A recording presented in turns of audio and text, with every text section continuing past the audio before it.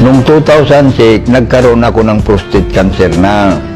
Ngayon, nung paulit-ulit na dinalagyan ako ng catheter na hindi ako makaihi. Inopera ako doon sa FEO noong May 22, 2009. Pabalik-balik ako sa ospital na for check-up.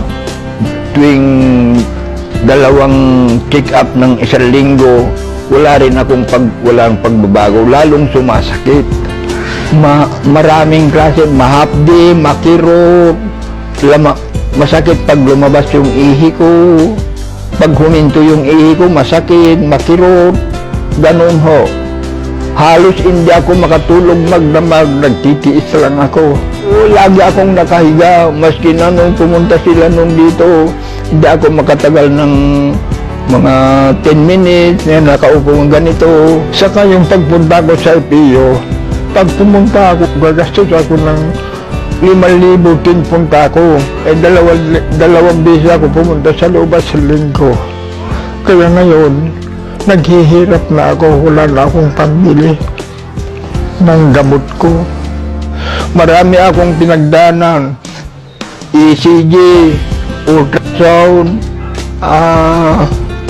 urine culture, PSA. Nung kinukulit ako yung pamangkin ko na mag-take daw ako ng gamot na ito, hindi ko pinapansin. Pero nung talagang mahirapan na ako, sinubukan ko na pumayag ako. Ngayon, binigyan ako ng isang box. Katapos, nung naubos ko yung isang box, medyo gumaang yung pakiramdam ko. Kaya inulit ko na naman, nagpabili naman ako ng isa.